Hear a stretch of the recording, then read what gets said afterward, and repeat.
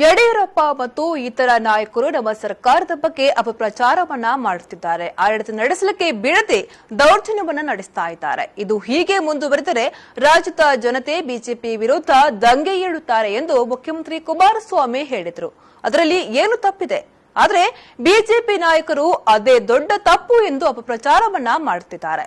ಇದು ಹೀಗೆ ಮುಂದುವರೆದರೆ ಜನರು ಬಿಜೆಪಿ ವಿರುದ್ಧ ಖಂಡಿತ ದಂಗೆ ಏಳುತ್ತಾರೆ ಎಂದು ಜೆಡಿಎಸ್ ರಾಜ್ಯ ಉಪಾಧ್ಯಕ್ಷ ಎಂ ಗಂಗಣ್ಣ ಹೇಳಿದ್ದಾರೆ. ಉಡುಪಿಯಲ್ಲಿ ಸುದ್ದಿಗೋಷ್ಠಿ ನಡೆಸಿ ಮಾತನಾಡಿದ ಅವರು, ಕುಮಾರಸ್ವಾಮಿ ಅವರೇನು ತಾನಾಗಿಯೇ ಸರ್ಕಾರ ರಚಿಸಲು ಮುಂದೆ ಹೋಗಲಿಲ್ಲ. ಕಾಂಗ್ರೆಸ್ ಪಕ್ಷದವರೇ ಯಾವುದೇ ಷರತ್ತು ಇಲ್ಲದೆ ಸರ್ಕಾರ ರಚಿಸಿ ಮುಖ್ಯಮಂತ್ರಿಯಾಗುವಂತೆ ಕುಮಾರಸ್ವಾಮಿ ಅವರಿಗೆ ಮನವಿ ಮಾಡಿಕೊಂಡಿದ್ರು. ಈಗ ಅವರು ಕೆಲವು ಷರತ್ತುಗಳನ್ನು ಹಾಕುತ್ತಿದ್ದಾರೆ. ನಮ್ಮಿಂದಲೂ ಕೆಲವು ಷರತ್ತುಗಳಿವೆ. ನಮ್ಮ ಷರತ್ತನ್ನ ಅವರು, ಅವರ ಷರತ್ತುಗಳನ್ನ ನಾವು ಕೇಳಬೇಕಾಗ್ತದೆ.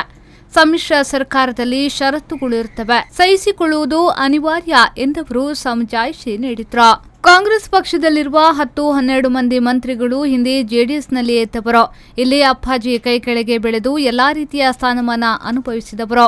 ಈಗ ಅಧಿಕಾರಕ್ಕಾಗಿ ಜೆಡಿಎಸ್ಗೆ ಕೈಕೊಟ್ಟು ಬೇರೆ ಪಕ್ಷಕ್ಕೆ ಹೋಗಿದ್ದಾರೆ. ಆದರೆ ಅದರಿಂದ ಜೆಡಿಎಸ್ಗೆ ಯಾವುದೇ ನಷ್ಟವಾಗಿಲ್ಲ.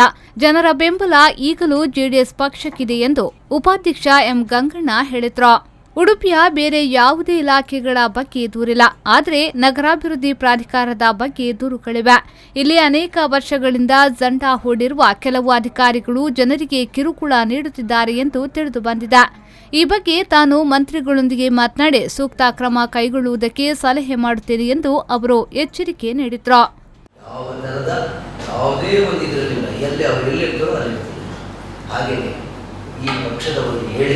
ಇನ್ನು ನಿಮ್ಮೆಲ್ಲರ ಸಹಕಾರದಿಂದ ಸ್ವಲ್ಪ ಮಟ್ಟಿಗೆ ಮೇಲೆ ಬರ್ತಾ ಇದೆ, ಬಂದಿದ್ದೀವಿ.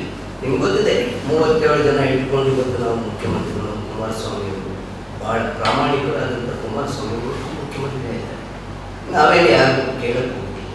ರಿಸಲ್ಟ್ ಪೂರ್ವದಲ್ಲೇ ತಮಗೆ ನನಗಿಂತ ಜಾಸ್ತಿ ತಮಗೆ ಗೊತ್ತು. ಅವರು ಬಂದು ಅವರೇ ಆದಂಥ ಅನ್ಕಂಡೀಷನಬಲ್ ಒಂದು ಷರತ್ತನ್ನು ಹಾಕದೆ ಮುಖ್ಯಮಂತ್ರಿ ಮಾಡಲೇಬೇಕು ಅಂತ ರಿಕ್ವೆಸ್ಟ್ ಮಾಡ್ತೀವಿ. ಆ ಪ್ರಮಾಣ ನಮ್ಮ ವರಿಷ್ಠರು, ನಮ್ಮ ಅಪ್ಪಾಜಿಗಳನ್ನು ಒಪ್ಪಿಕೊಂಡು ಸ್ವೀಕಾರ ಮಾಡಿ. ಅಂದರೆ ಸಮಸ್ಯೆಗಳೇನಿರ್ತದೆ ನೋಡ್ರಿ, ಅವ್ರ ಪಕ್ಷದಲ್ಲಿ ಅವ್ರದ್ದು, ನಮ್ಮ ಪಕ್ಷ ನಮ್ಮದು, ಆದ ಏನೂ ಕಂಡೀಷನ್ ಇಲ್ಲ. ಮತ್ತು ಕೆಲವು ಕಂಡೀಷನ್ ಕೊಟ್ಟರೆ ನಾವು ಒಪ್ಕೊಳ್ಬೇಕಾಗ್ತದೆ. ಯಾಕೆಂದರೆ ಒಂದು ಮಿತ್ರ ಪಕ್ಷ ಒಂದೇ ತಟ್ಟೆಯಲ್ಲಿ ಊಟ ಮಾಡ್ತಕ್ಕಂಥ ಪರಿಸ್ಥಿತಿಗೆ ನಾವಿಬ್ಬರು ಇದ್ದೀವಿ, ಎರಡೂ ಪಕ್ಷ ಇದೆ. ಸೊ ಅಂಥ ಸಂದರ್ಭದಲ್ಲಿ ಅವರ ಮಾತನ್ನು ನಾವು ಕೇಳಬೇಕು, ನಮ್ಮ ಮಾತನ್ನು ಅವರು ಕೇಳಬೇಕು. ಅಷ್ಟೇ ರೀತಿಯಲ್ಲಿ ಸ್ಪಂದಿಸ್ತಾ ಇದ್ದಾರೆ. ಪಲ್ಲವಿ ಸಂತೋಷ್, ವಿ4 ನ್ಯೂಸ್ 24/7 ಉಡುಪಿ.